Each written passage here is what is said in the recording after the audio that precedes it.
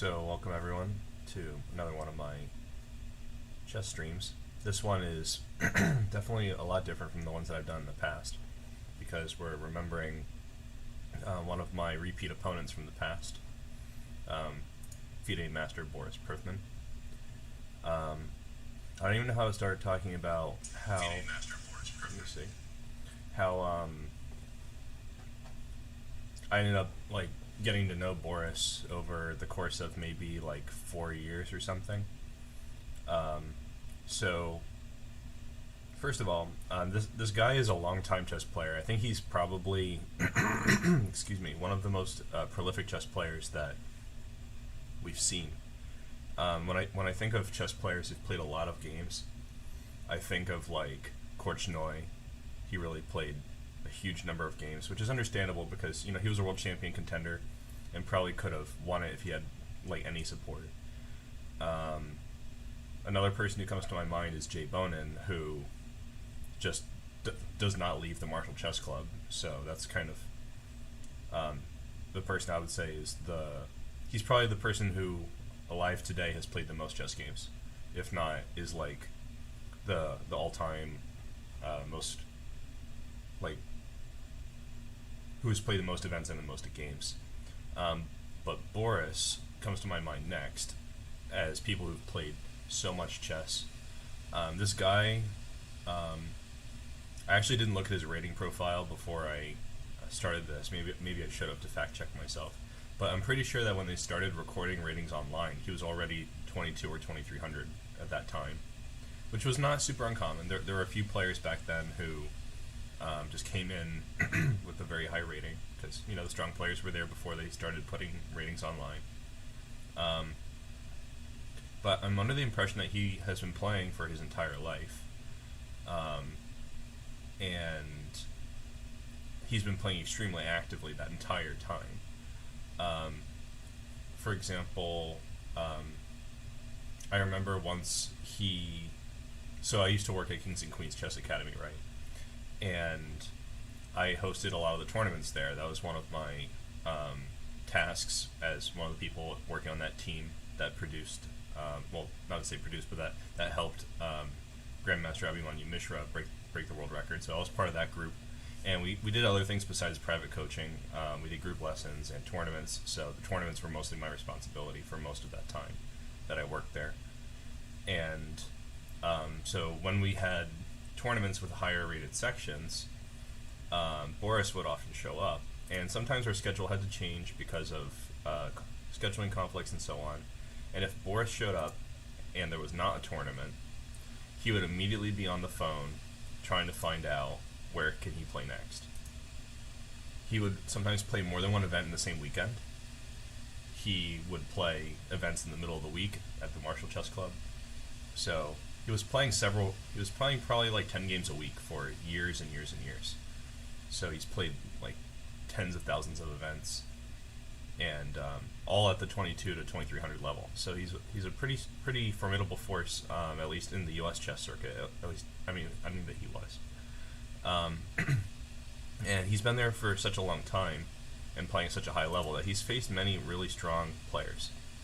So just to give an example of that, and there are many examples, the most famous person I think that he's played against was Hikaru Nakamura, whom everyone is probably aware of if you've been playing chess for some time. So I'm just going to show the moves of this game. So Boris was playing white. Nakamura at this time was 22 and change, rating-wise. And Boris is very, very consistent in his openings, but he actually has a wider knowledge than he often lets on. But he likes to play these d4 systems. I keep saying in present tense because it's I'm still getting accustomed to the idea that he's not with us anymore. But he would play these kinds of systems where he just takes space, rapidly develops his pieces, and tries to squeeze people into dust. And sometimes when I see a game, I think, oh, this is a very Boris type game. The thing that makes me think that about this game is, first of all, the way that he this move, queen d4, it's the kind of move where it's like nothing concrete is necessarily there, as far as I can tell, except for maybe winning this pawn. But he often develops his pieces in very like natural and appealing kinds of ways. He has a lot of experience, and he plays very quickly. I mean, he played very quickly. I guess because he was playing mostly based on intuition from his great experience. So, this kind of move, I don't know, I played him so many times, it's hard to say like what kinds of moves strike me as being especially Boris Privman-like. But there are some things. And there are some particular kinds of positions that he would get very frequently, too.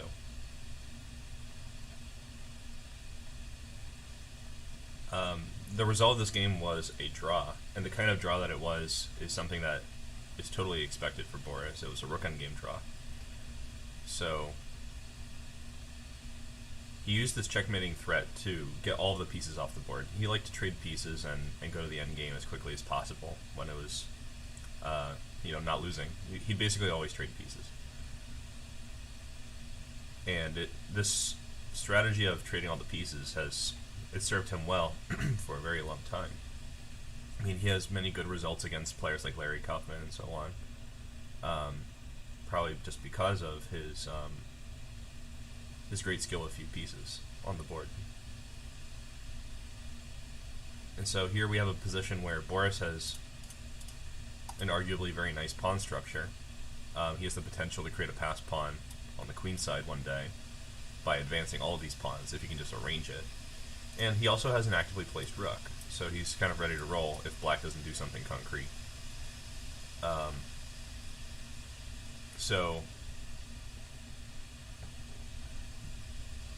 he commenced with this plan, but was not able to convert. What I believe he had an advantage here. I didn't check it with an engine, but it just looks like very good from this position. It just seems like he should be able to win somehow. But he wasn't able to manage it, and who can blame him when he's playing Nakamura? But that's also kind of like what's the word for it? It's like saying it's a self-fulfilling prophecy. It's like someone's very good, so you say like any result against them is good, but if you think that way, then of course they're going to be good because you're not going hard on them. I kind of wonder what would have happened if Boris had played like rook e6 and taken this. I didn't analyze this game. I just wanted to show it as an example of like some of the really strong players that Boris played against and had like reasonable results against. Positions like this are, in my experience, very difficult to win against high-level opposition. I usually need at least like their king to be trapped on the edge of the board, or to have two passed pawns to make things work against a computer in positions like this. So it's kind of not surprising that in just a few moves it petered out. Even with this outside pass pawn, the white king cannot really easily come join and help out. So let's see.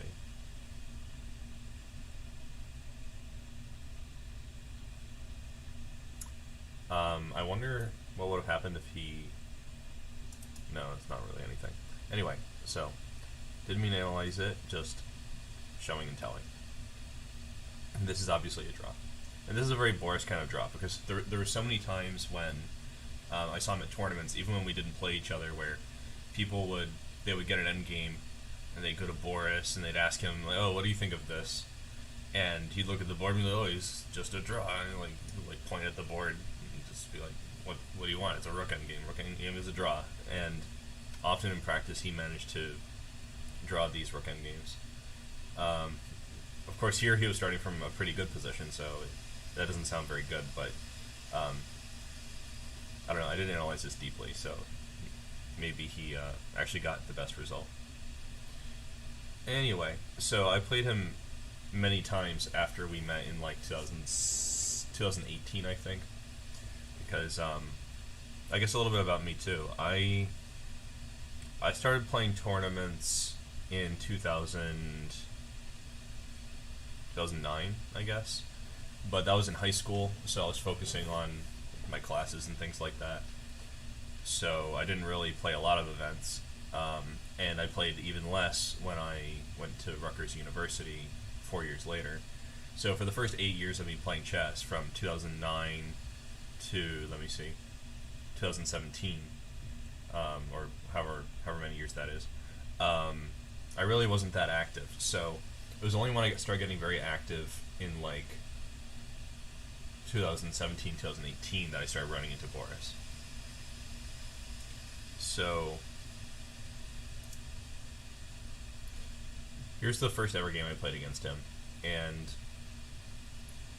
I think he got a lot of flack from other players about things that are just peculiar to him, or the fact that he's been like 2300 forever. I think that young players often see a player who has a high rating, who stayed there for a while, as somebody who's soft and has a target on their back, and they kind of talk badly about them because they're not improving, at least not measurably improving. Alright, hello, welcome to the chat. So people would kind of like say nonsense about him, and one thing that he did every single game kind of could definitely put you off on the wrong foot. He would not shake hands, but he would always explain. You know, he'd always say the same speech like, "Oh, I'm sorry, I cannot shake hands. It's a health condition, and good luck." So I would always do this like namaste kind of thing whenever I was facing him, but some people really didn't like that. The reason, though, is kind of interesting. What he told me is that he was the first ever successful simultaneous liver and kidney transplantee. So his doctor told him way back then that he could not do anything that compromised his immunity, so he just would not. So he had a good reason for it, unlike the people who won't shake hands just because they want to give some kind of impression. Another thing that Boris is well known for was playing this Philidor opening. That's what we see here in various move orders, and he played other move orders too, where he played like e4, d4, knight c3, and against that he would play these moves. So this Philidor opening has a rather subpar reputation, and I think it kind of deserves it, but maybe not to the extent to which it has gotten that bad reputation. What am I trying to say about it? So Simon Williams recently put out a course on the Black Lion variation of the Philidor, and I always take it as a sign that an opening is bad when Simon Williams makes a video about it, or a book. But of course there are solid ways to play this one in particular. This is kind of a classic opening. A lot of people will probably remember that the Paul Morphy opera game started with a similar move order, right? The opera game was like, and this is just to show how we can get this in various move orders, right?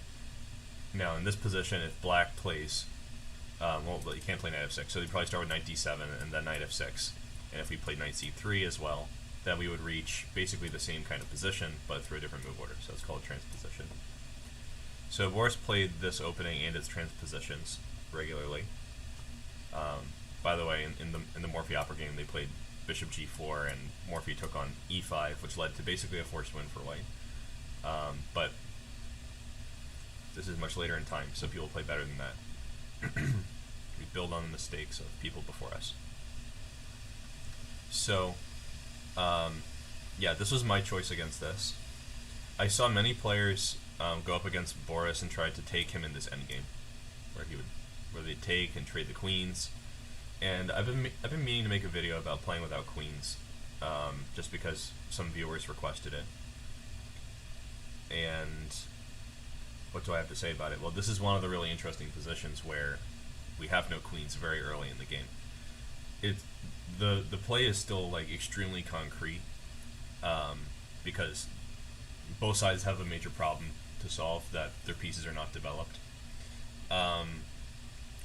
But if I had to make kind of a general, big picture, broad strokes explanation of how this position is different from the one like just a move before, I would say that trading the queens stabilizes the king's position. It's a lot harder to go on a checkmating campaign with no queens, which suits Boris's style quite well, because he always wanted to trade pieces and go to the endgame.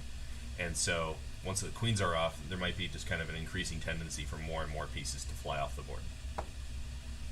So, let's see. Knight f3 is one recommendation that people have here. There are various things to do, but they all kind of, in my opinion, they all kind of fall into this category of pressuring this pawn, and trying to bring the rook with check. So these are all things that white will do. But it really doesn't do that much, and Boris was very comfortable in such positions. So I never even once tried trading the queens against him. I just saw that it was not a useful exercise.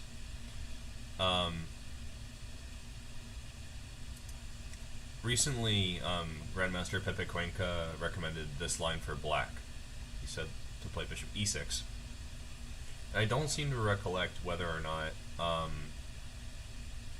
Boris had ever given this a go. I think that he would normally have played king e7. And king e7 entails a little bit of risk, but it's something that's navigable, and ultimately just leads to more pieces flying off the board. A lot of people are tempted to do this because this just looks juicy. Like you'll probably win material, or at least get doubled pawns for the endgame if you can get knight d5 in. But I think at this moment bishop e6 is on the cards, and this is perfectly fine. And there's also c6, but I think c6 is less stable. I really don't remember what Boris would have done here because I never tried it against him. But that was the kind of thing he liked. Just like let the queens fly off, and we'll fight to the death, even if it's an equal position. Okay, so here he played knight b d7, which is perfectly good. I think that I didn't prepare this ahead of time, but I think a big part of why people don't play knight c6 here is because of d5. And first of all, if you go here, that's a no-no because b4 wins the knight, so don't do that. Your options are to go back to b8, which looks pretty interesting. I think I might have mentioned this once in another video. Or you can go this way. But there's a kind of well-known plan that works. It's very effective against this knight e7 thing. I don't remember what the precise move excuse me, would be here, so I'm just going to give a sample move. And here, if you try to play knight g6, I believe that the recipe calls for h4. The idea to play h5, which will provoke black maybe to weaken their position. So people don't generally choose this, and Boris was a heavy player. He'd been playing since well before I was born, so he'd probably also been playing the same opening as his main weapon for that whole time. So to beat Boris in his home territory, mostly you'd have to like prepare well in the opening to avoid his ideas, but also outplay him tactically or in the end game. And I think he was a pretty well-rounded player. There were some times when I thought for sure that I would outcalculate him because he's an old man.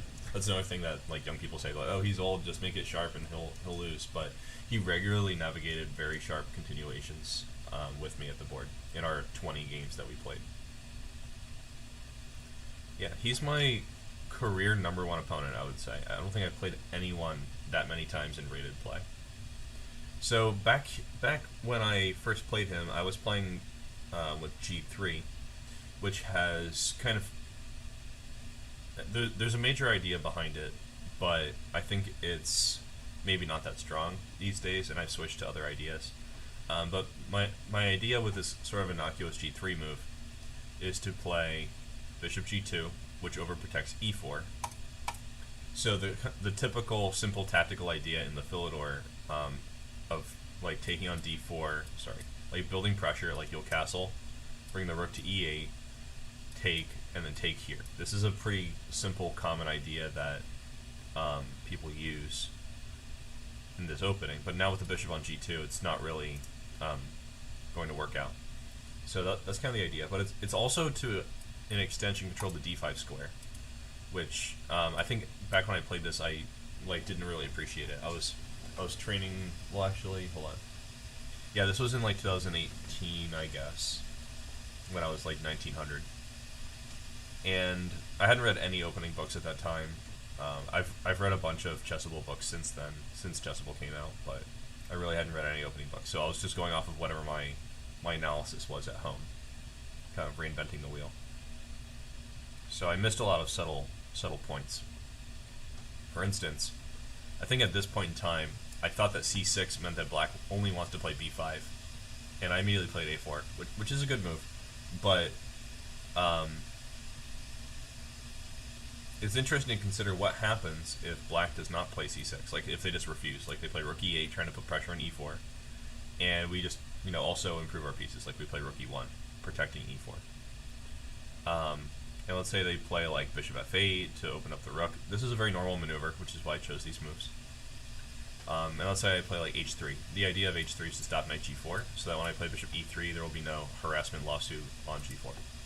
So if black tries to maybe prepare b5 with a6 instead of c6, there's refusing the whole way.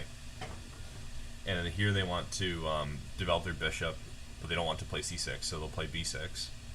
The best move for white here, in my opinion, is d5, which is just kind of stunting this bishop before it can even show up. It's totally on lockdown. And if black tries to go for something like knight c5, since there's no pressure on c3, I think it's perfectly fine to just play pawn b4 and say, get out of here. So they would have to concede the b5 square to prevent this as well. Like if they played a5, I could always put a knight right here, which it could be good. It doesn't have to be good, but maybe it is. Yeah, in worst case scenario, if I don't like seeing a knight on c5, I can play bishop e3. Not long ago, I played a game where I played knight c5 anyway in a position like this. I thought that this was just like good, like I get the bishop pair, but it ended up being kind of a pawn structure disaster. I think I took with the b pawn. So white is well equipped to face any queenside play from black after d5. So c6 actually has a purpose of preventing d5 long term. The reason I included all those developing moves instead of just directly showing like what happens if you play d5 now is because both sides are going to improve their pieces before they try to improve this pawn. So it wouldn't really be that interesting to analyze what happens if they do it right away, since white can of course just keep preparing that move. Okay, so c6, interesting move, and I think back then I didn't understand that this is all about stopping white from playing d5, so I didn't even know that was something I wanted to do. I think I wanted to just maintain this here. So anyway, another idea that I used back then, and this is something I had never used against a strong opponent, or maybe even any opponent. My idea is to pressure the d6 square with bishop a3, which I still think is a pretty good idea, but it also has no teeth, because after simple moves like this, it's just not coming together. I do want to point out though that in this opening for black, which Boris played constantly, you generally are not playing for d5 the way that you are in other openings. Like in the Italian, black wants to play d5. In the d4, d5 openings, they play it on move 1, so it's pretty great, but they don't go for e5, so their central break is d5. But here we don't really want that, because the center just gets too weak. Like here, just with forcing moves, we can win a pawn. Pretty easy. And there's no pin stuff, because this comes with check. Even this would come with check. So, tactical problems, and they can't really be resolved. So black usually will go for a different kind of like maneuvering around their fixed center. They'll keep this pawn structure. Now, anyone who tells you that the Philidor opening is like super bad, an interesting question for those people is like, well, how is it so bad if this is actually like a King's Indian pawn structure? You'll get some very similar positions from a relatively respectable opening, the King's Indian Defense. They're actually very similar. They're like close cousins. And so you have to respect this opening, even if it is a little bit offbeat. There's no need to play like Simon Williams. If anything, I think that if somebody was going to recommend how you ought to play the Philidor opening, they should recommend how Boris plays it, or played it. So anyway, so black is using this idea of knight e6 to try to put pressure somehow, or knight g6. It's a flexible move. It looks kind of weird to retreat, but it's opening up this bishop, and the knight has a good future somewhere, and white cannot punish right away. So I played queen d3, which I think is probably kind of awkward. the reason I played it, though, is kind of evident when you consider how we can increase the pressure on d6. We would like to maybe execute a maneuver like this. But the problem with that is tactical. If I play knight d2, then this pawn just falls. And this is unacceptable. Black can bolster it immediately with a winning advantage. So we do not really want that. So I play queen d3, so I could play knight d2, and if they took, I could just take back. But here, I think that I think black is doing perfectly fine. Like, one variation I looked at here after many years. Oh, I clicked on the wrong thing. One thing I looked at here is if they just take this, and let's say I take with the queen. I was trying to decide if I wanted to change my plan and like go for knight f5. But if I went for queen takes d4 here, I think black is maybe even black doesn't even need to take on d4. I forget. I think just b6 right away is really good. The idea is that if I go for knight d2, I could either play bishop a6 now and say you are never going to get knight c4, at least not under useful circumstances, or I would just wait. I would play like maybe knight e6, just saying I don't have any intention of playing bishop e6 anymore. I'm just going to pressure your center and see what you have to say. And after like any tension relieving move, black is just doing fine. So anyway, h6 was his choice after queen d3. I think b6 was pretty good though, centralizing my rook. And I think this is where I kind of missed the boat. The idea of gaining space with d5, I just did not really get it. Let me see.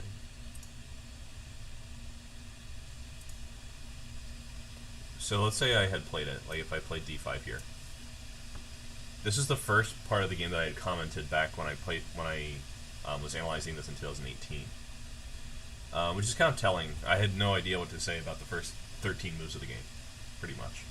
So things have changed for me since then. But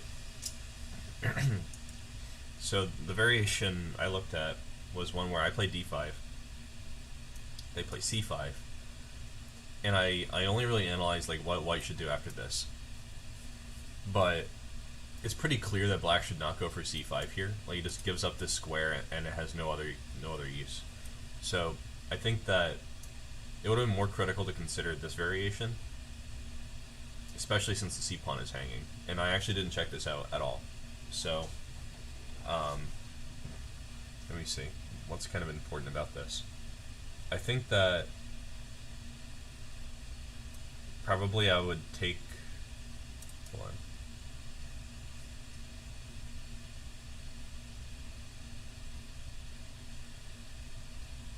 So if I take with the knight, and they take with the knight, I end up having to take with the pawn if I don't want to lose the c pawn. So it's important to consider what happens if I do this anyway, and they go here.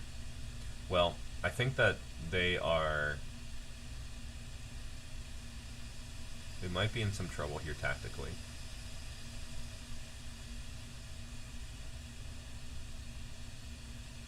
I'm trying to see where the tactics are, though.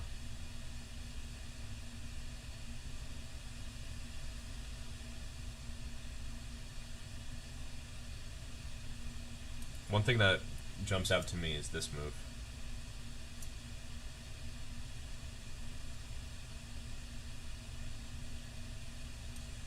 And then I think white just has really active pieces.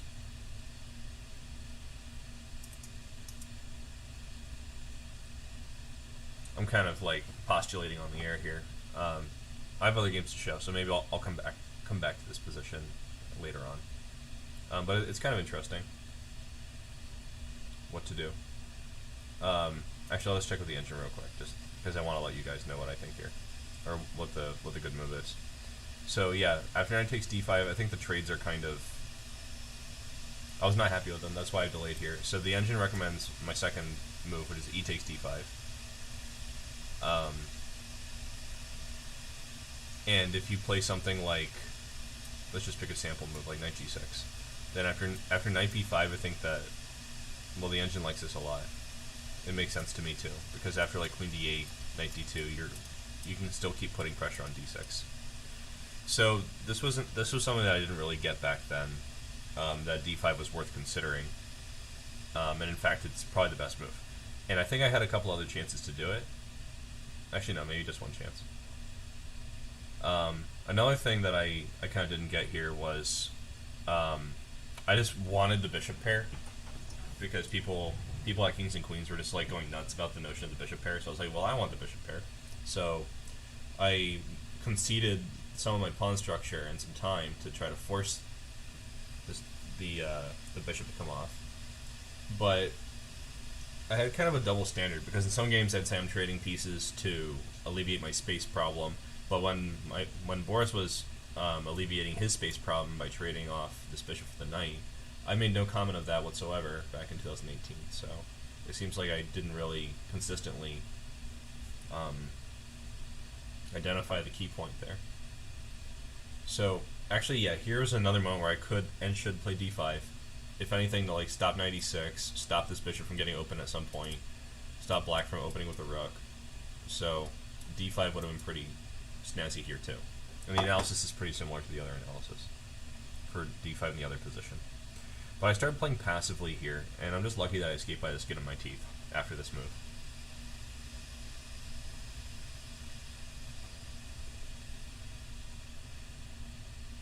So I finally got d5 in, and I hope you'll forgive me for munching a stroopwafel.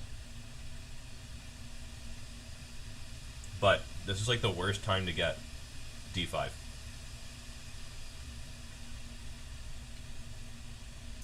If we play d5 here, this knight is like just rotting on f8, not doing anything.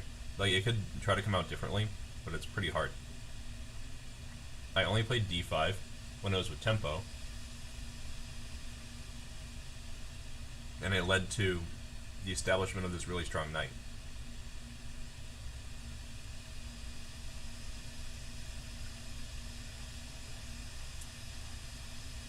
So it had basically no use. And it's not surprising to me that I blundered just a few moves later. If you're watching the replay, you might want to just take this as a tactics puzzle.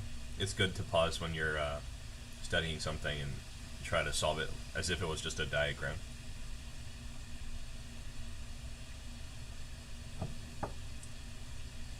Black to play and win. Like, I can just resign after black's best move here. I'm gonna shovel down this stroopwafel real quick.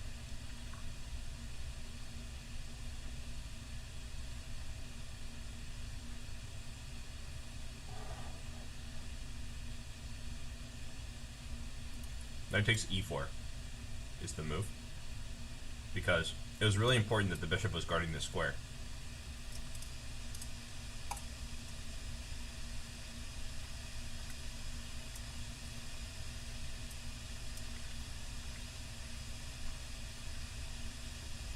This is a complete fatality.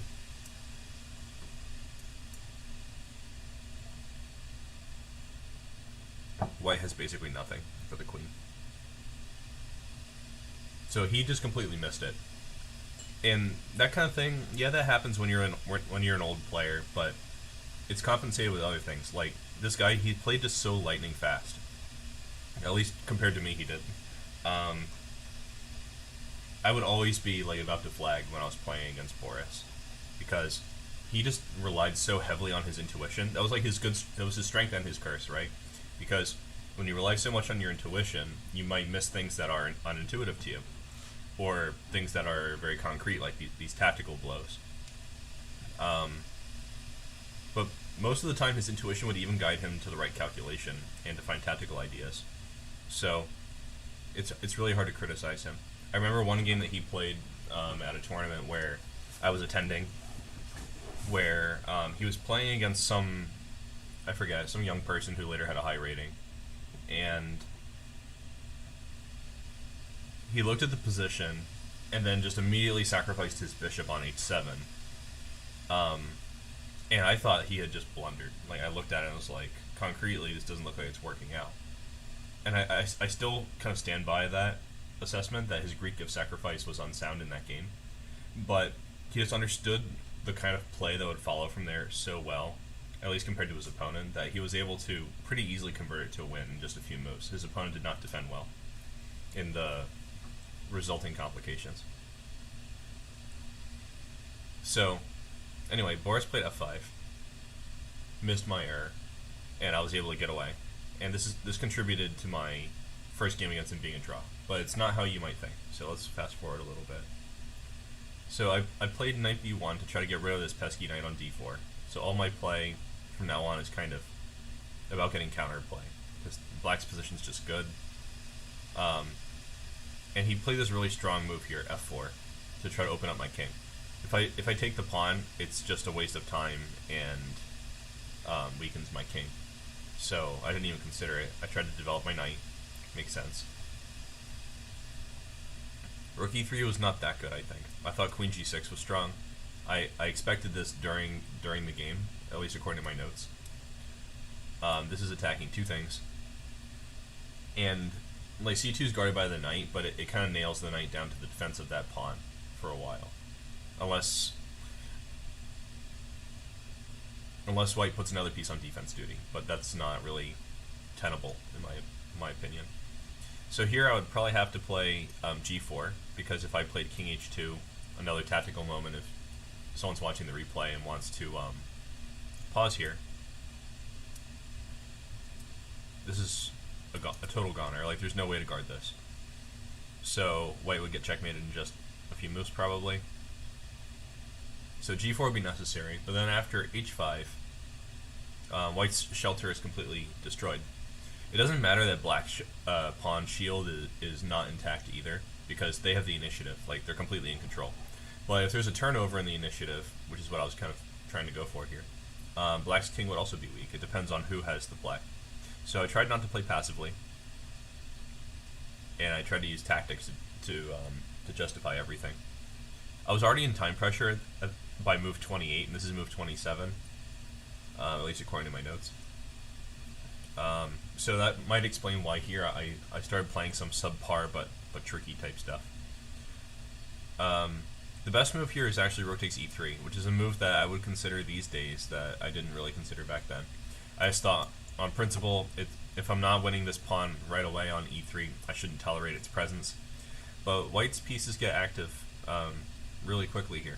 Like, once I saw this, if I saw this position during the game, I would have just gone for it, I think. But I just didn't even consider taking the rook on e3. In fact, queen d2 is one option, but knight g4 is also not totally ridiculous, because even if black goes for the free pawn, like what I thought was part of why queen g6 was good in the other variation, they end up in a position of where they're compromised because of white's new activity. If they trade rooks, it doesn't help that much. Their king's just super weak. White can kind of recover their material when they want, and they're also attacking. So there are a bunch of options here that I just completely ignored. I was like, well, I don't want to trade this rook, so I'm going to play rook f1. But this also has a tactical idea behind it. And I didn't know Boris, so I didn't know what to expect for his calculation or whatever. But I think he played queen e7 right away. He knew the idea. The thing that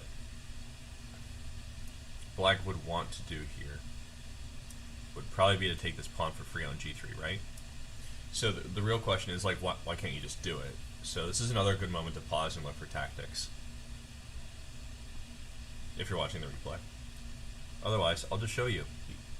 There's a pin, and this alleviates the pressure on white's position pretty rapidly.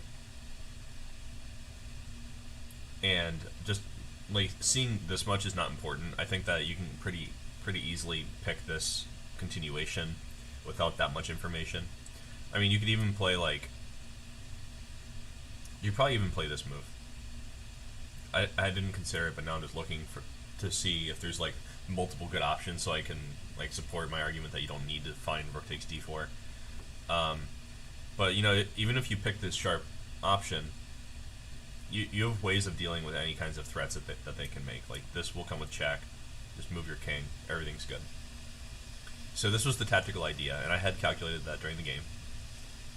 Back in 2018, or like, for most of my chess playing time, really, you know, I was not coached. I got to Candidate Master basically with nothing.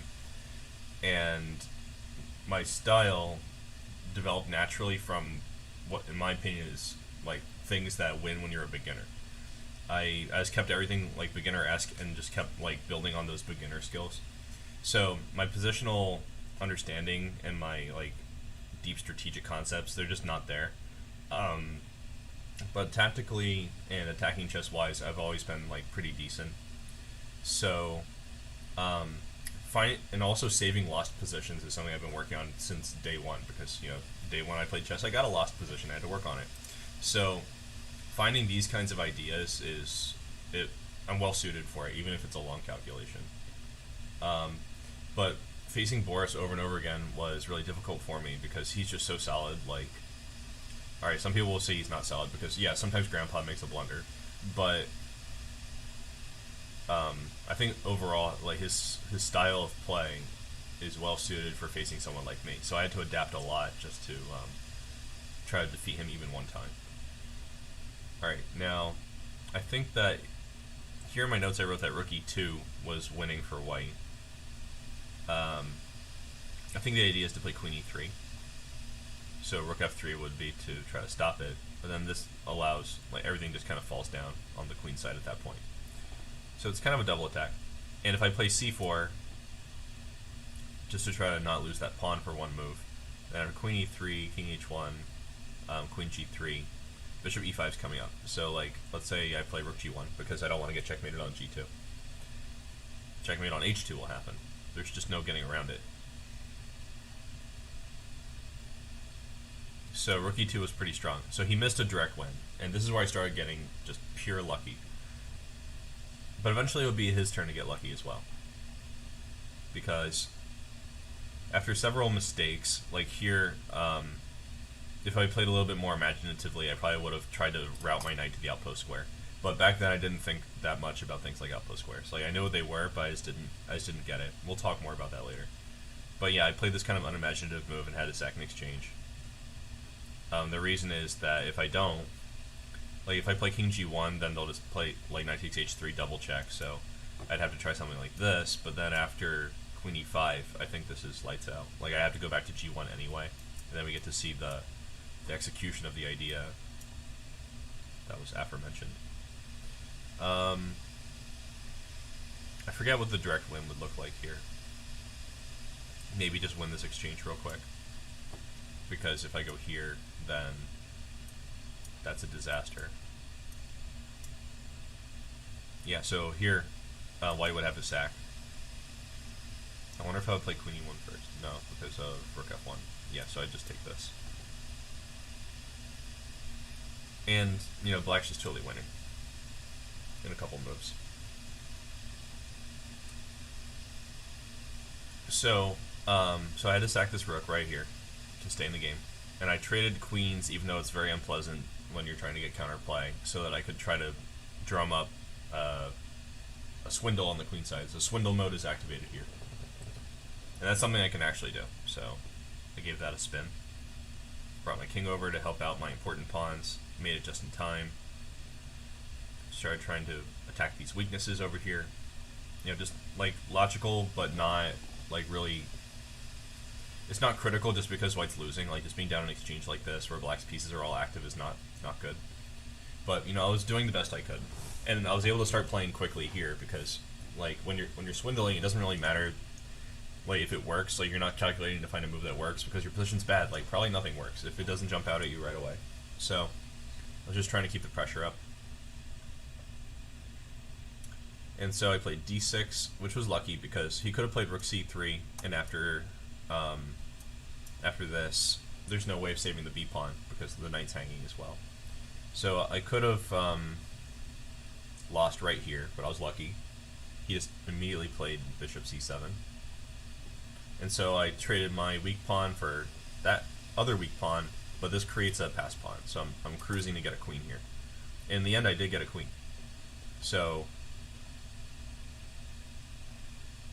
here was the fatal error for him. He played rook takes h3, where if he played bishop c5, he would have been able to still freeze these pawns, because if I play a6, bishop takes b6 guards a7.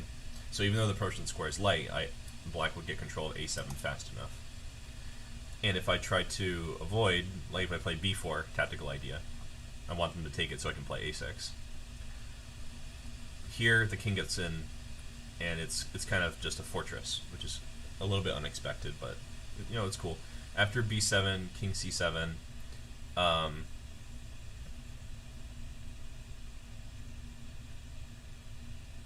hold on, something seems not right here. b7, king c7.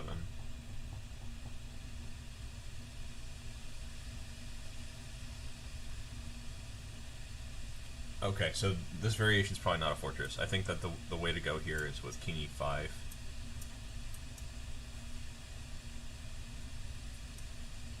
And if they try to play h5, I think we enter into a new race where this bishop is well suited to stop the future queen. So I think white would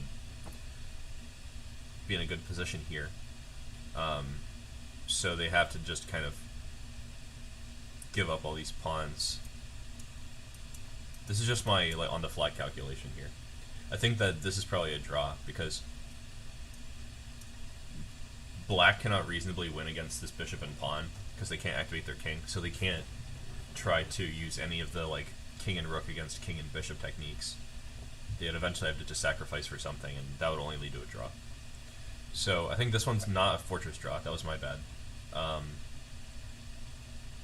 The fortress draw that I saw in this variation was I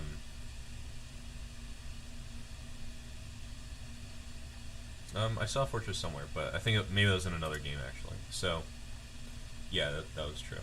So after rook takes h3, this is a big mistake, because now after I get rid of this bishop, who can oppose me on the dark squares, right? If they take, then I'll just play a6 and a7, and this is a study-like finish, because there are a bunch of studies that end with a pawn and bishop just barely stopping the king from getting in, and it's nice that the pawn on b3 prevents any kind of rook protection of the promotion square, so white just wins, and with a move to spare, pretty much.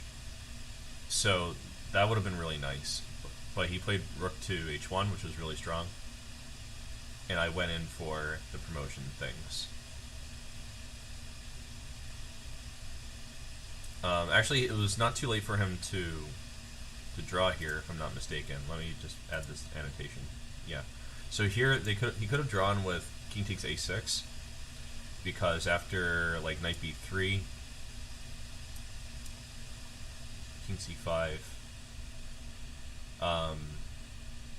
he can get rid of this b pawn with tactics, like he does this. And if I have no b pawn, I can't win. So this would just be a complete draw. So he had one more chance, but he missed it. So h4 is probably the final error. And here he eventually is forced to sacrifice a rook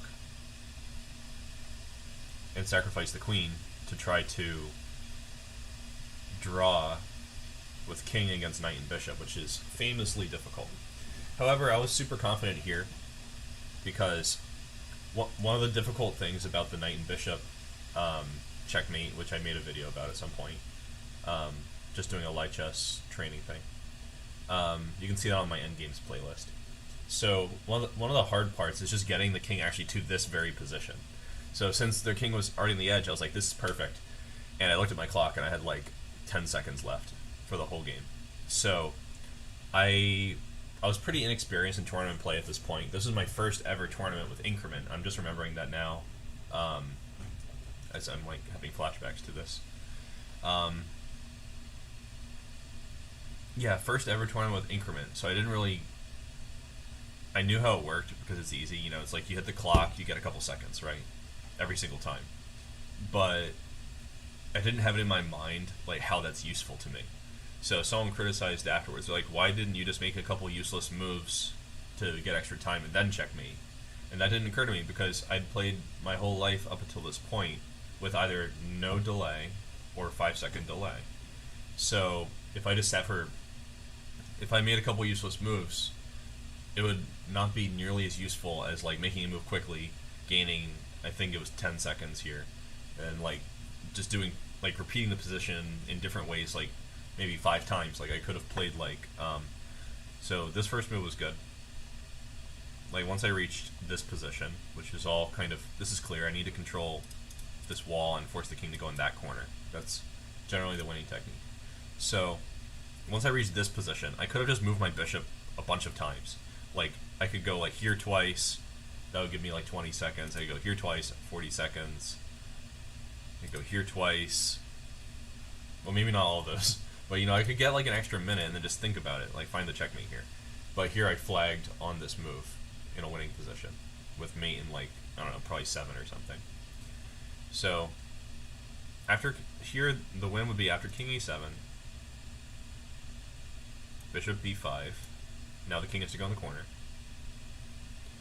Then knight b6, and this is a standard maneuver to get this final position.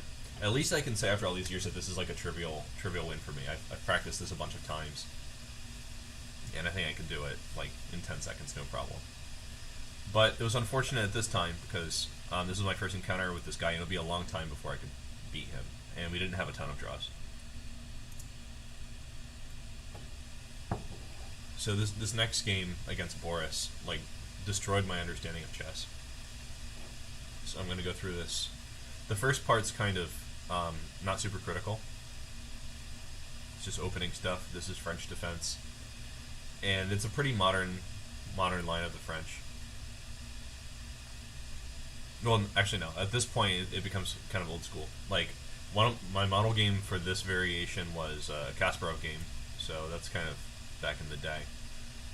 I think knight takes d4 was what I should have done, to be precise, but you know, he just wanted to trade all the pieces anyway, so my understanding of my opponent factored in here a little bit. But I had actually prepared this position, even though Boris was trying to surprise me by playing the French. You know, he like almost never plays the French. Also, this is not going in order. Like, I played 20 games against him. I'm not going to show all the 20 games, so just some highlights. All this was prep, and the model game here was Kasparov versus Bareev from Novgorod, 1997. So in that game, Black played king e7, and after a5, knight d7,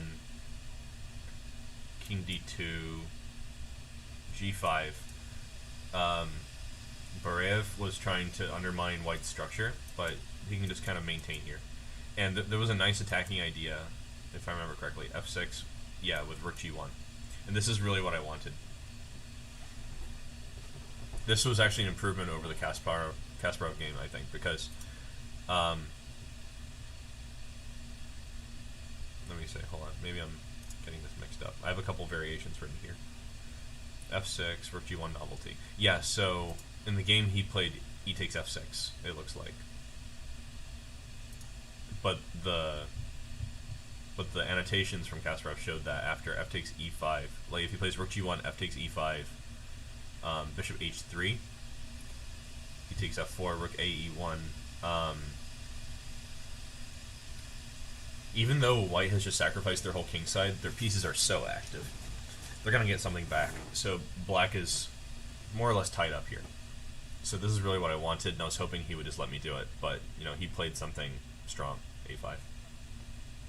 Turns out that the b5 square is not that useful. So I set out to accomplish my mission of activating the pieces and pushing on the king side, because I've already like fixed the queen side. And I got to use an idea that I had been sitting on for a little while that I was really glad to see. And it's this pawn capture. This is something I hadn't done before this game. I'd prepared this position, and I really felt confident that I would win now. The idea is that my knight on d4 is invincible. I have more space. The French bad bishop is still bad because of the pawn structure. I just thought that I was going to, like, I don't know, activate my rooks and try to gain space and have a great time. And I made a critical strategic error that I only was able to understand much later when I played rook c1. Now, rook c1 looks super logical because after rook hc8, you know, black wants to, like, improve their rooks, like maybe double the rooks here. But where are they going after that? We don't just double the rooks because it's fun. I mean, maybe you do, but I think people usually double the rooks because they want to get on the 7th rank, right? This is kind of their goal. They want to get down here. But there's no way to actually accomplish that because of the strong knight on d4. And c3 is fine as long as the king on d2 is there. Additionally, if white really wants to trade all the rooks so badly, they could play rook c1 later. So it was just foolish on several levels for me to play the move rook c1 to the point that I should just call it a mistake.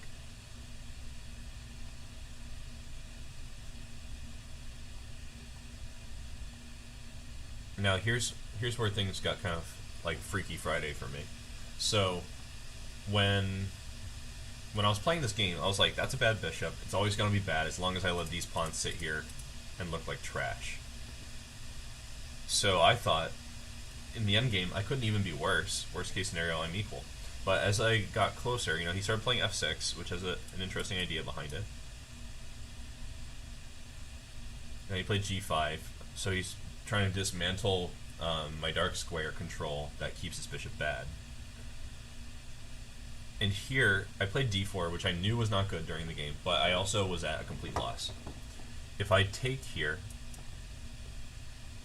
this is only giving black more center control, and I think that my knight is bad now, because I can't put it on d4, and I think that's clearly the best square for it.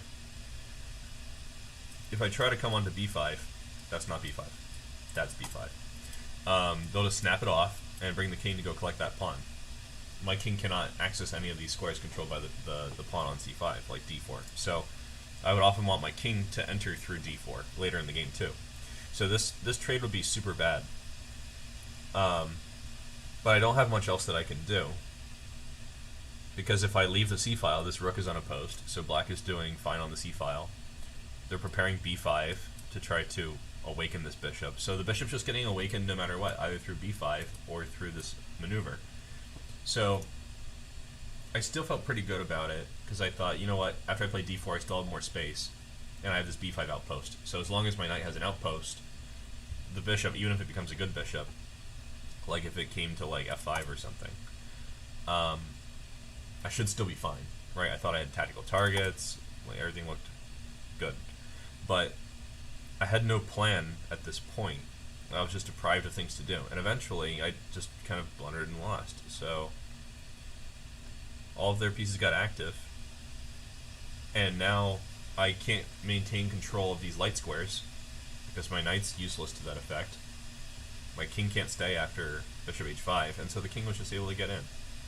Well, the bishop was able to get in first, and that led to the king getting in, and it was bad. It was a whole disaster. There's the king coming in. And this was basically it. I played a few moves to try to fight back, but it was not effective. I resigned here. So this was a really interesting turnaround. He had, like, what I thought of at that time as the worst bishop that was not in a corner. I thought I had the best possible knight, and I ended up in an equal position and had to accept weakening of my position to try to keep the game alive because I thought I was better. I ended up losing against this bishop.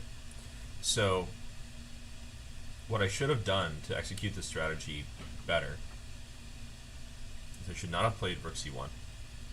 I should have played, for example, g4. I think I could start in different ways, but I need to freeze the king side before I go for any kind of action like that. In fact, it might not even be necessary depending on what black does. So a sample line might be like black's doubling on the c-file, I play h5. Now all these pawns are fixed, right? If they make any pawn moves here, they're going to be exploitable weaknesses because I can either take them or they'll open up outpost squares for my knight on the king side that I could utilize. So having this extra space and this bucket-shaped formation is really kind of useful here before I go ahead and trade rooks or something. Another just generally interesting thing is like how this bishop ended up beating the knight. It wasn't just equal. It was like the bishop was able to dominate the king and the knight once the knight was deprived of a central outpost square. The b5 outpost square was useless, but the bishop could go over the whole board. So I started thinking about this a lot after this game, and I realized that like all the advice that I'd read from like Silman and so on, it was mostly just like nonsense. Like every position's very concrete. There's a lot of detail that goes into deciding what to play, and you can't just say like bishop against knight or like bishop pair or whatever. Like it doesn't necessarily matter if you have two bishops or if you have a bishop against a knight or a good knight against a bad bishop. It matters that you know winning plans associated with those things and that you can use them at the right time, and I was not able to do that in this game. I still think that white has an advantage, but it's a very small advantage, and it takes a lot of skill probably to convert. It was not nearly as significant as I thought at this time. So I started actually studying differently, and I thought it was interesting to find quotes by like Kasparov and so on, where they say like even the worst bishop is better than a knight.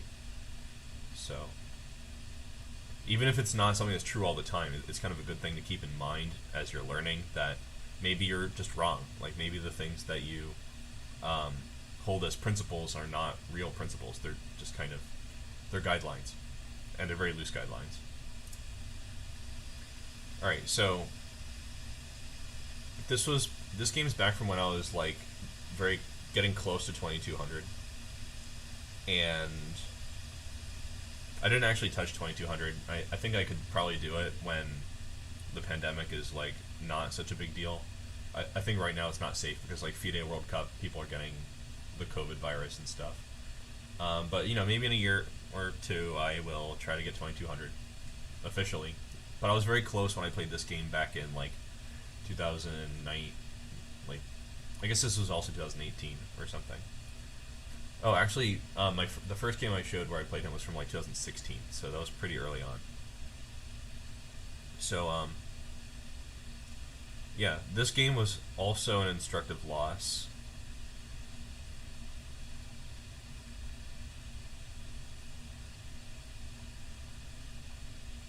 I'm just going to quickly show it.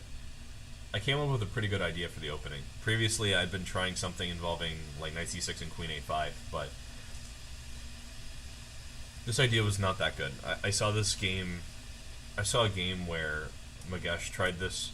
Grandmaster Magesh Panchanathan tried to use this kind of thing. Actually, I don't think it was Magesh, but Magesh showed me the game, and he said it was a strong idea, so I kept trying to use it, but it just never quite worked out. So I started trying to do different things, and this is how I started getting into kind of like Grunfeldy territory. And I sometimes play Grunfeld too these days. I got a really good position.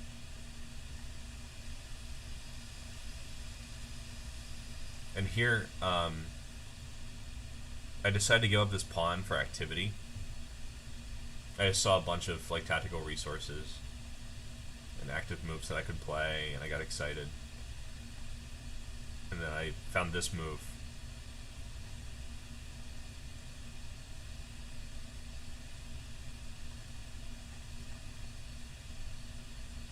And I actually saw this position from rook takes a3, if I'm not mistaken. Or maybe from rook a5. Yeah, I think from rook a5 I saw this position. And I saw this, and I thought, okay, I am up a piece, and even if I lose the knight on d5, I should have significant counterplay against the double isolated pawns. But in the end, this is still being down 2 pawns, and that was something that I didn't really appreciate at this point, even though I was almost 2200. I was just kind of like very calculation heavy, not very like common sense. And I had to learn to be more like pragmatic and have a deeper understanding from playing Boris so many times.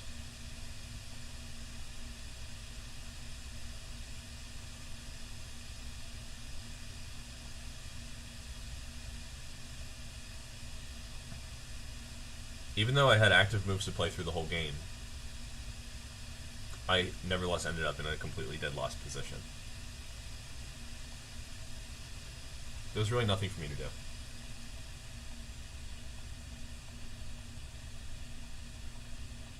Boris was very effective in using the outpost square concept. That was one thing that I probably have inherited from him by like just playing him so many times.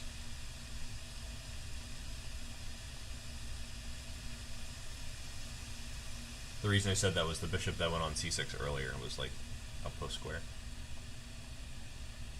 Anyway, so that was a nice loss. Another one of my cool losses against him was in the London, which was another one of his mainstay weapons with white. And back then I played this kind of inconsistent system where I would Fianchetto my bishop, and I wanted to play d6 to stunt this bishop, but when I do that, it allows this maneuver, or the other knight, doesn't matter. So I cannot stop the bishop on f4 from being strong, as well as the knight on c4 from being strong when I Fianchetto this bishop. It's better to just play the main lines with d5. Like, c5 is probably already dubious, so like, not d6. Hold on, let me delete that. Yeah, so I should have just gone for the main lines and played c5 under these circumstances. This is much better. But back then I didn't get it, and Boris was probably the first person who regularly played the London against me. I'd faced it against a couple juniors, like, there was one kid who's actually, like, been banned for cheating since I played him, but in 2014 he played London against me, and I barely was able to avoid a draw against him when he was like 1,000 points under me in that tournament. But that was one of my only experiences against the London before this time. I think I had a friend named Alan who really wanted to learn the London. Actually, I had several chess friends named Alan. So, Alan, if you're listening, I'm not talking about Alan who set up the GoFundMe for me. There was another Alan in the early days of me being at Rutgers who studied with me a lot. But his girlfriend, who became his wife, didn't like him playing chess, so I haven't heard from him in a while. But yeah, that was all my London experience at that point. So most of what I know about London, I learned from trying to beat Boris. And it was a very long process for me, because I had to develop a lot of, like, real chess understanding. I mean, he'd been playing this since before I've been born, so it's hard to argue with that kind of thing. But it's possible. Alright, so here's where the instructive part begins. So I played ace 6, thinking that I could expand on the queen side, because I didn't want to play d5, and e5's out of the question. And I have no kingside advantage, so a6 makes sense, in that sense. But one of the common ideas in the London is to play queen b3, and if there's a pawn on a7, you have this standoff where nobody wants to take the queen, because the doubled pawn structure actually ends up being good for attacking, like the rook gets active and so on. Now here, the same idea is pretty strong, because here, when I play a6, I cannot maintain my queen on b6, so he's actually getting a tempo and kicking my queen to a worse square. Because if I take this, this is just good for white. Like, there's this pressure, and c4 is not useful to black anymore. I couldn't accept this, so I had to play queen d8, which has a trick associated with it, but like, I was a tricky player. I was not that good, though, even though... Alright, this is one of my older games, so I was like 1900, but I still think it's kind of true that until recently I was just like pure tricky, not with a deep understanding of chess that comes from being coached. But the most interesting part is where I played b5 and just got pummeled after this. Like, I should have played like queen c7 or maybe a rook move, something like that. Just not this, because the rest of the game he was able to win in just textbook fashion by playing a4. And the reason this is like textbook chess is that b5 is closing the gap between white's majority on the queen side and my minority here. But I'm not able to create targets for white on white's side by attacking these pawns. So white really would like to just trade a couple of these pawns and create like an outside pass pawn. And here, for tactical reasons, because b5 is a square that basically belonged to white to begin with, when I occupy it, a4 comes, I have to respond to this threat, so it's tactical, right? If I don't do something, like if I play some normal move, the pawn just dies. Like now white's completely winning. So I can't ignore it. I can't push past because you can just take, and even trying to put a pin to get the pawn back doesn't work because white controls b5 so much. So I have to take.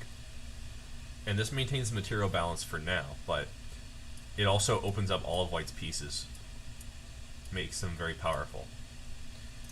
The a6 pawn is a goner, and once the a6 pawn's gone, then the b pawn will run. So I had to just resist, but I was like just getting destroyed. I had to play another hypocritical move, play d6 and then d5 to stop knight c4, but it just leads to other problems. So I got rolled pretty quickly. Well, not exactly, because Boris blundered here. I should have lost this position quickly. But here he took on a6 prematurely. I think it was based on faulty calculation, because after knight b8 he gets a bunch of pieces for his queen, which is is known to be good, and he gets this like attack looking thing over here on my king, because it so the knights are all hanging, right? If I move the knight from d7, then knight b8 is lost, and I also lose my queen, probably. If I move the knight from b8, then the knight on d7 is lost, and I'll probably get checkmated that way too, because the king is just too weak with the rook on a8. And there's no way that black can attack the rook on a8 anymore. So I think he liked this position, but after bishop f8, rook a7, knight b6, here I can probably escape if I just pick a precise move. But I wasn't defending very well here.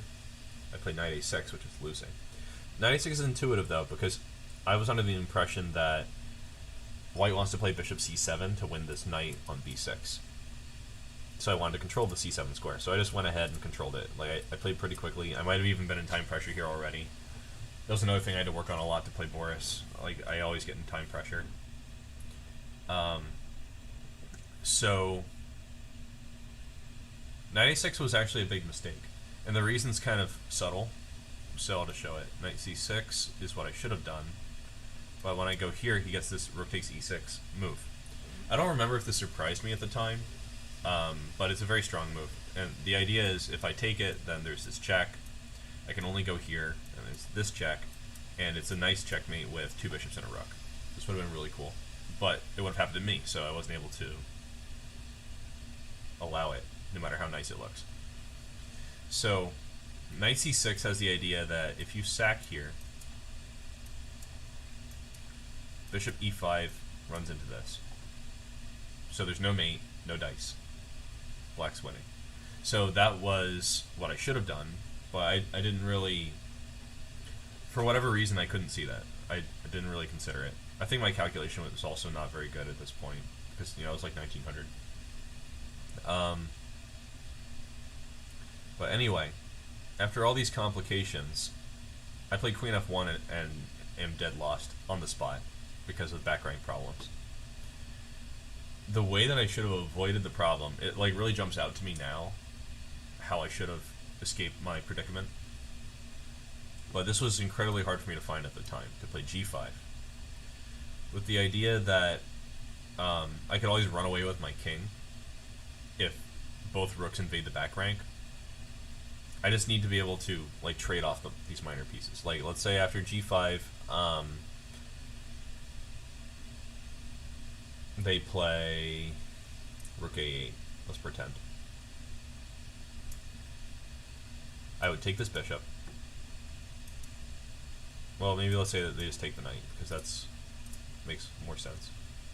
Well, they're both good. So they take the knight, right? And they want to play this and win that bishop. But after king g7, I can escape. And probably escape like this. I think this is totally viable position. Maybe it's better to go here. But, you know, I have options. I'm escaping. The king's going to g7, and there's no weird, like, checkmates going to happen here. So g5 would have been cool for that reason. But also, if they avoid, like, if they play bishop g3, I can maneuver my knight to g6. I think this was what was really crazy to see, because here I would be worried about knight b8, or, like, if I tried to stop it, like, this kind of thing, right? They just end up on c8 anyway. Or maybe like this, and then rook b8. But after knight g6, everything's just snug as a bug in a rug. Like, they're not going to win that bishop. I'm actually looking and wondering about bishop d6 here, but I think it doesn't matter. I'll have this move. Anyway, and if they take it, which I guess it probably should be the first thing that I mention, then bishop d6 comes with check. And now this attack on the rook and the pawn makes so much more sense. It's all going to come with check. And if they tried f4, I think that probably queen f1 is still good. The reason being that this comes with check, and they need to trade to get rid of it. And here, I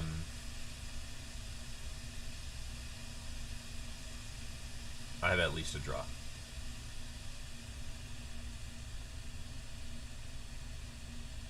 Okay, so g5 would have saved my dumpster fire, but I played this kind of weak version.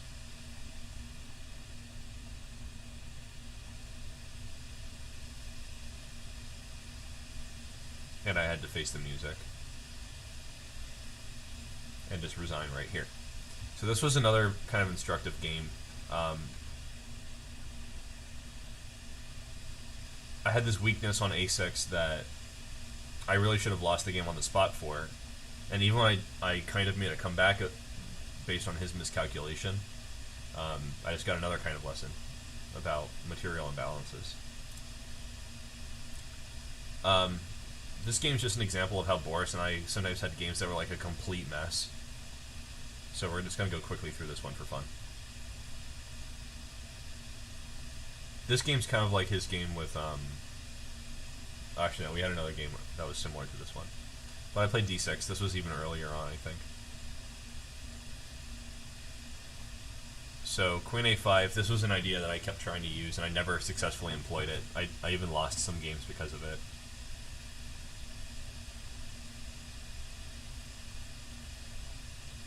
Alright, so here comes the mess. So I sacrificed the e-pawn for what?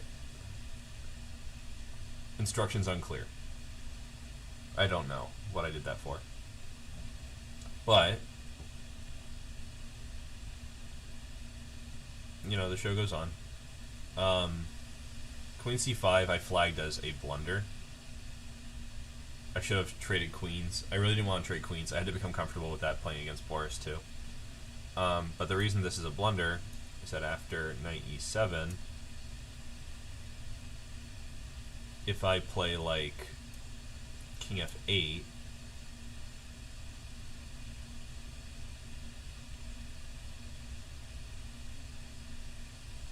then after knight takes f5, wait, hold on. Maybe b4 first.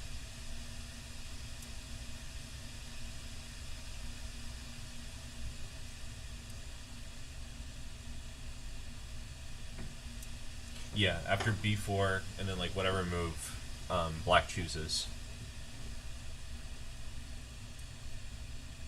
Knight takes, and just the position's all coming down. Black's king safety is really terrible. So that would have been a disaster. But I sacked a rook to try to spice things up. Well, I didn't sack a rook. I mean, they have a rook hanging too, but it's basically like an exchange sack, because he's also collecting these pawns.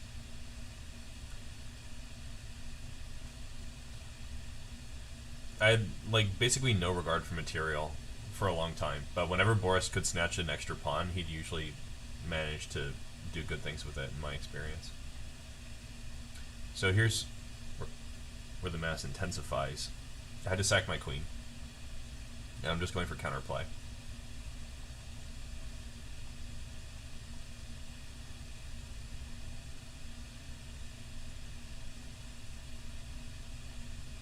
Okay, so here we actually have gotten into time pressure. And he was 2 minutes up, but he had 4 minutes at this point, and I had 2 minutes. And after rook d1, f4, rook d2 check, he played king f3.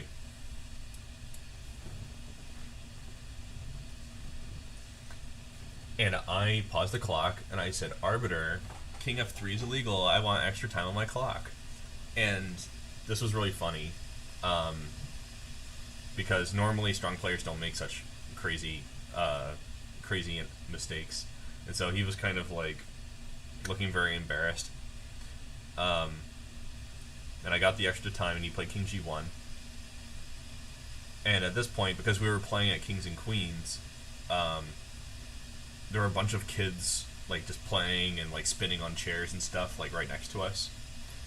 And there's this thing that Boris would always do where he'll just yell like quiet like all of a sudden, and I always thought that was hilarious, but I was like right there with him. I have that same like old man energy where when people are just being disrespectful in the middle of what I feel is like a sporting competition, right? So it's a sport. You shouldn't be just like playing around and doing silly stuff and spinning on chairs when people are playing very top level chess or trying to. You know, I'm also kind of like, yeah, quiet. So we're just two of the most like curmudgeonly people to have to play in the final, like being the final people left, and someone's messing around. We're just both super grumpy. So that was the vibe right here. And I was just fighting to my life. And here, Boris sacked his queen to try to keep the game alive, which is probably a mistake. He probably should have played into the draw. But battle to the death, and we both had almost no time left, so we're moving very fast. And also, every time I should have mentioned this from the very beginning, every time I played against Boris, he would, like, at the end of the game, he'd just be, like, so exhausted and, like, clutching his chest and saying, I'm going to have a heart attack if we play one more time. Like, every time we play, he's just having a heart attack, basically. So at this point, he's, like, clearly, like, under the stress, right? Feeling some kind of way about the intensity of the game.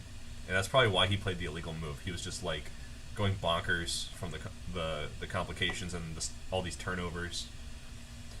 So now I'm up a piece, but he has so many pawns. So he's definitely still better. Or he definitely has winning chances, I should say. So I started trying to get over here and attack his queenside pawns without losing my own pawns on the kingside. But since it's time pressure, it's just like a complete mess. Alright, now here I'm up a bishop. And this is another thing that I think of as kind of like a classic Boris thing. He will have all pawns against pieces and just force a draw. He'll just trade all the pawns with whatever verve and alacrity he could muster. Now here he played e5, and I could have won the game here. So first the obvious thing, right? I take pawns. Yes, obvious. Now here I took on b4 because I was worried about these pawns on the queen side. But why should I be worried about these pawns when I could establish a fortress? Like, let's say I play king d5. And this all makes sense to me now, but I think when I played this game, I didn't have that much experience with like pawns against pieces. But here, if I just play bishop c7, how will the pawns ever advance?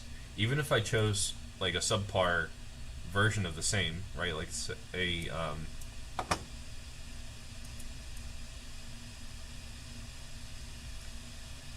actually, hold on. Let me be a little bit more intelligent here. I'm just kind of doing silly stuff. Yeah, let's say they go this way. Okay. And I play like this. Notice I'm in the square of this pawn, right? This is a huge square. my king is definitely inside that region. I can stop this pawn when I want. So now I have this protected passed pawn for all of eternity. And if white tries this other thing that they can do where they play b6 and try to just make a run for it, it still is just to no avail. Like, they go here. If they ever play a6, I take on b6. If they play b7, like let's say I go here, I could always just block one pawn and capture the other. So there's really no chance here. This is just kind of basic stuff. But in the pressure of the moment, I gave it all away by taking on b4. And so he was able to get my last pawn by sacrificing like this. I think a5 was the move that I missed. Like, I think I saw up to this point and I was like, ooh, I'll just play a slick move with the bishop, Zugzwang, but it was not. Because after a5, I take, and there's only one way to stop this pawn. I have to go here, or I have to go here. I guess that's two ways, but you know, it's the same idea, right? And once that happens, you know, bishop against king, you can't win. So this was a very bitter draw for me, because, you know, I sacked my queen and he made a mistake and time pressure. Like, I should have been able to perform better, but you know, he has so much experience. He was just such a good player. I mean, yeah, people can say what they want about him. I think he was a really, really good player, and I just wasn't able to make it. I wasn't able to hang with it in the time pressure. It was actually good in this game that I was able to even keep up with him because he was playing so fast all the time. We already saw an example of him making a boring draw against Nakamura, so I'm going to skip this game where we also make a boring draw with rooks. And skip to me actually beating him. I mean, I beat him several times, but I mostly wanted to focus on those really instructive moments with him. I'll just show one where I did pretty well.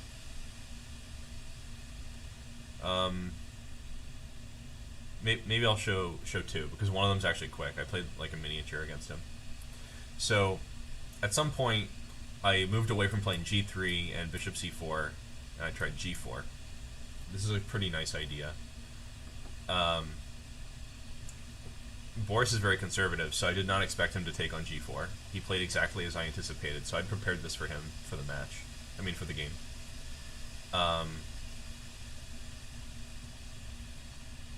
And there's a couple different ways you can play this system with white. I believe it's called like ICC Gambit or something.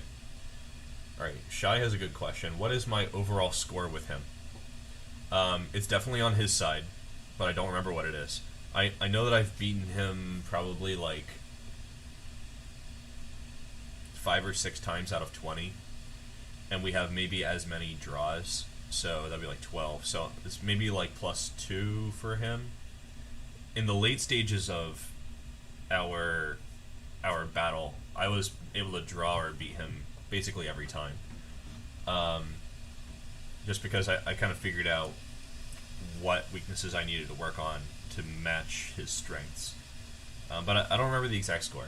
I just remember we played like 20 games and we were always analyzing afterwards. He was like a gentleman and a scholar. I think that it's pretty rare to find chess players who are like willing to talk, and I think it's really a shame that he's passed away, because I really enjoyed playing chess with him more than I enjoyed playing chess with most people, because he's like super strong. He was always willing to go over the game in some capacity.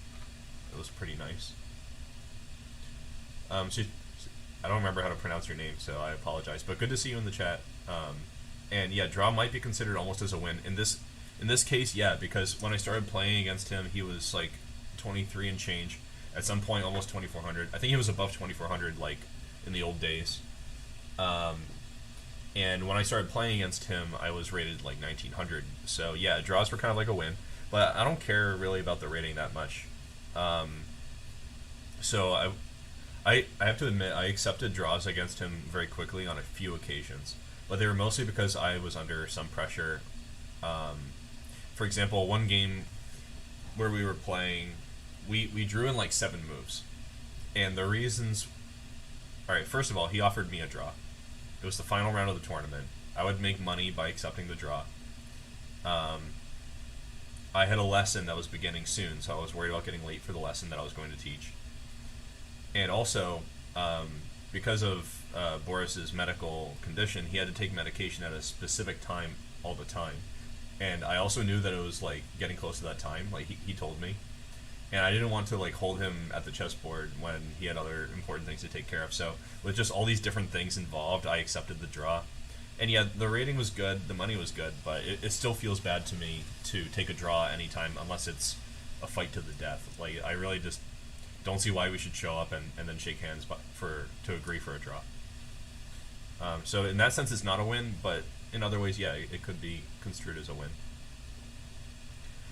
Now, in this game, I rapidly developed my pieces and then gave him this big question. What are you going to do about this? And he thought for a really long time here, I seem to remember.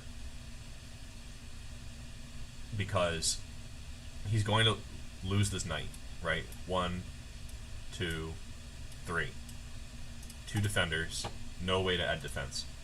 It's a nice exercise here to see how black should defend this position. And I knew the defense when I played this against him. So if you guys are watching the replay later on, you can just pause here and see, like, how does black deal with the fact that they're going to lose the knight on d7. The way that he dealt with it was with queen c7, which is not really that precise because it allows queen d6. But the reason that it should be like queen a5,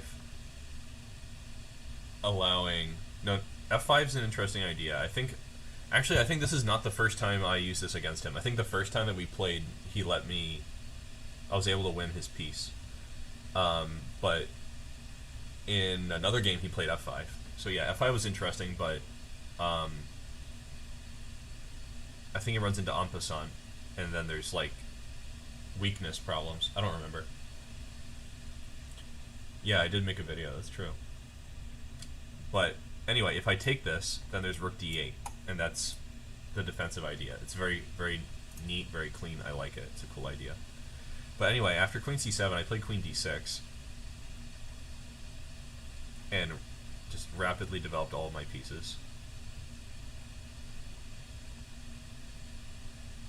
I think I might have gotten my games out of order. I meant to show the first game where I beat him, which was in the same opening, but this one was like the short game, I believe. So his pieces are all tied down to the defense. They don't really have a lot of places to go. Not surprisingly, he chose knight g2. Try to trade off some stuff. Probably my move h4 was unexpected to him. But I don't mind this pawn controlling these dark squares.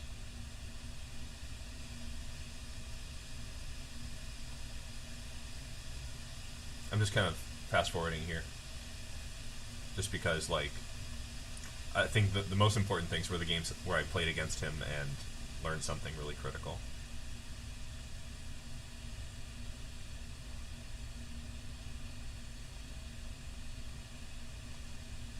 Okay, so here's the really critical moment. I am threatening to win the e-pawn. He could probably defend it with the bishop, but he could also defend it with the king. Is there a difference? That's the interesting question. We'll see the difference. He played king e6, and I played knight takes e5 anyway. Now, here, if he takes, we can see the point, knight f4, king e7, and rook takes e5 checkmate. A really fantastic checkmate in the middle of the board. So that would be what happens if he takes it. So he was very nervous when I was able to take this pawn with impunity.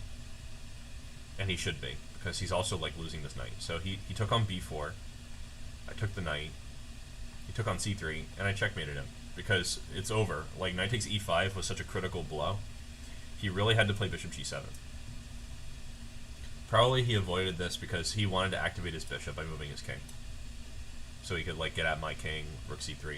But he just missed that knight takes e5 is possible. This was stronger, I would say. There's no tactical shots involving knight f4. There's just nothing happening here. Maybe I would play like rook d6. I don't know. I didn't really think about it in anticipation of our video today. I think I was considering rook d6, if I'm just remembering back to whatever year this was. And I was concerned about this move. But now I'm looking at it, no, because this is check. Yeah, I think probably just rook d6 would have been fine with a cursory back of the envelope calculation. But yeah, this was just a checkmate. Like, really short game, 32 moves. Let me see, is this the game where I...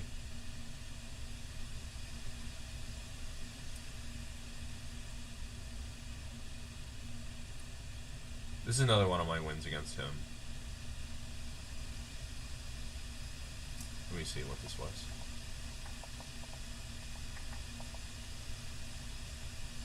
Oh yeah, here's a game where I think I outplayed him in the endgame. I'm trying to remember.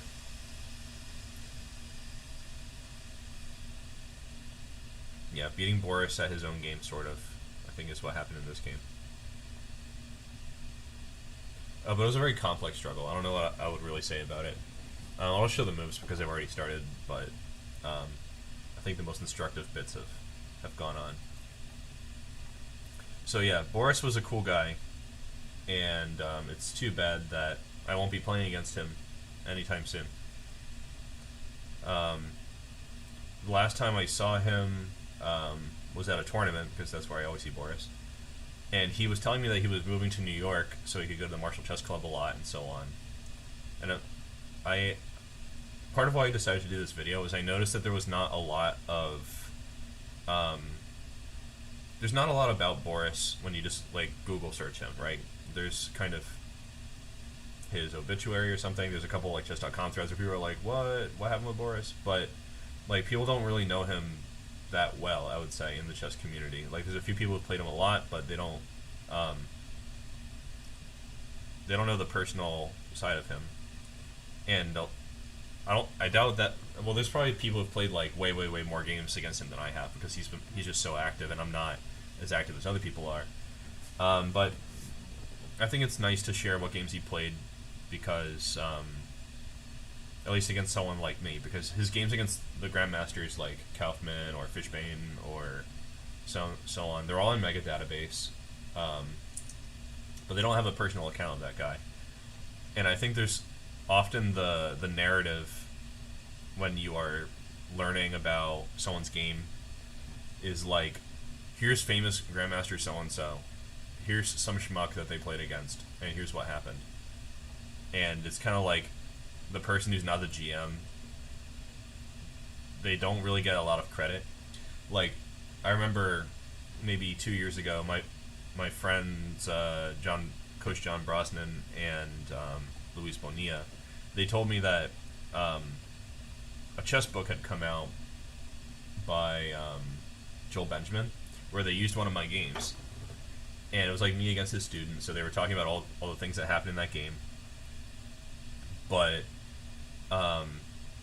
he gave me no credit whatsoever for winning that game in pretty nice style. Like we were playing a very complicated position, and I just played better than my opponent, but he was just like kind of critical, I guess, because I was not like the person who was supposed to win that game.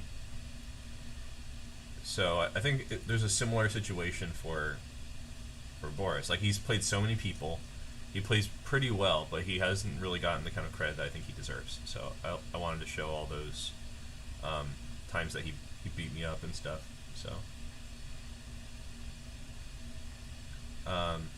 maybe I'll show more of his games another time, but hopefully I'll just include them in another lesson, just about a specific topic, not just about his Boris life. Let's see. Yeah, this was a real endgame grind, this game. I'm remembering this now that I'm looking at it. It had an interesting finish, so maybe I'll talk a little bit about it, and then we can sign off. So I was kind of pretending to be Boris in this game, where I was trading all the pieces as white, and going after his weak pawns. And I was also calculating pretty well, I think. This specific combination was pretty nice. This secured my advantage. Activating the knight, even though it leaves behind this weakness, I could always come back to attack it later. Getting a tempo to fix the weakness on the king side, where I want to create a pass pawn, because that's my area of strength. 2 against 1. And then trading the rook to reach a knight endgame. And knight endgames are famously drawish, because strategically they're similar to pawn endgames, but you have the extra option of sacrificing your knight if you really don't like someone's pawn and getting a draw. But I made sure this one was a win. I was very confident that I would win this because of the fact that all of my kingside advance seems to come with tempo. And that my king is well centralized, so if these pawns get dangerous, I can always run over. These pawns sort of maintain themselves.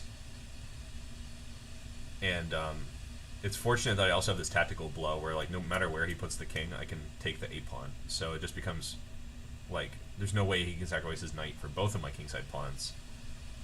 So I was just pleased as punch.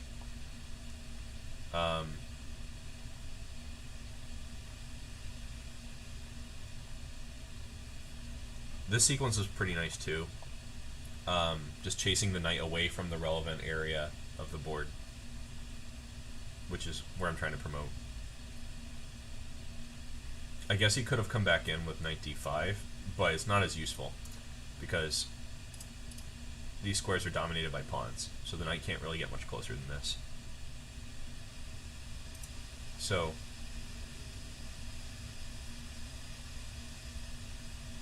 he resigned here because after king g8, there's knight h6, and if they go here, then I could just make a queen, lazy style.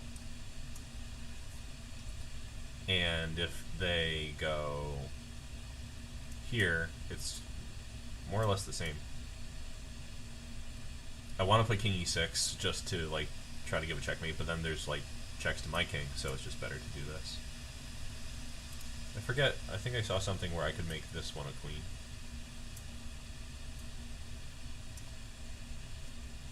Oh, I actually thought about during the game making a knight, because I could always make another one. But that was just for lulz. Not good chess. Anyway, it's understandable that he resigned here.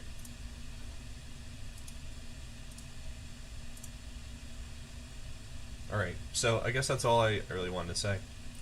It was always fantastic to play against him, and I'm glad that I could show you guys some of our games, and I hope that people will remember him well, not just as the antagonist for some GM or something. Alright, gonna sign off. Thanks everyone for showing up, and I hope that I'll see you all next time. And if you guys are not already part of the Discord, just leave a comment, and I will provide you with a link so that you can join in. And we do training. I'm hoping to do more training sessions for people as part of the Discord, just for fun. Yeah, just let me know what you guys want, and I'll be here. Hopefully I'll see you next time. Take care.